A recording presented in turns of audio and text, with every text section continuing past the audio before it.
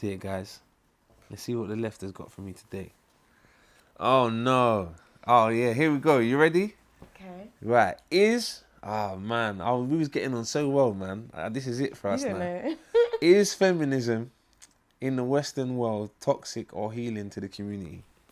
Feminism is actually about equality, and I feel like the conversation needed to happen because in this day and age, we need equality is needed. So when you talk about paedophilia or consent, or even equality in payment, etc. Up until like 5 years ago, that wasn't a conversation. It was normal for a 25-year-old man to date someone that's 13.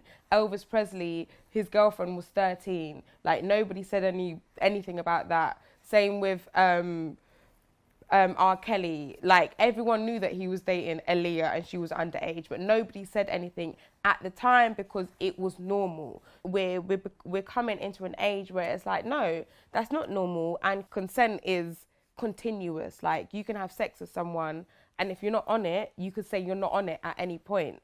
So I feel like there's been a shift in culture, and I think for a lot of men there's been like a shock, like, oh rah, okay, so if I touch a girl on her body or on her shoulder or on her hip, that's not okay. Like I'm supposed to ask. Yes, you are supposed to ask, and you was always supposed to ask. I personally feel, I appreciate where you're coming from, and I know that you deserve respect.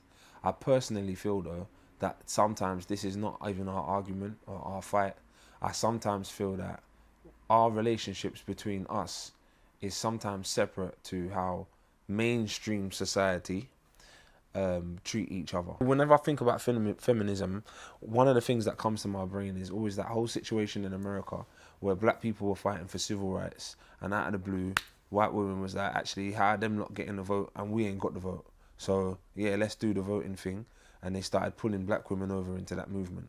Or like there's this picture of a black woman with an afro, got her hand up with another white woman, and I found out that white woman was a CIA agent. So I wonder, what did the CIA want so much to push feminism in the black community? Why was it beneficial for them? I feel that one of the most beautiful and powerful progressive ways to get power for the black family is a black family. It's to not pull us apart from each other. But we have to find out in-house how we're going to be treating each other and treating each other better. And I think that when I think of some of the most powerful warriors in Africa, I'm thinking the first name that always comes to my head is Queen Nzinga.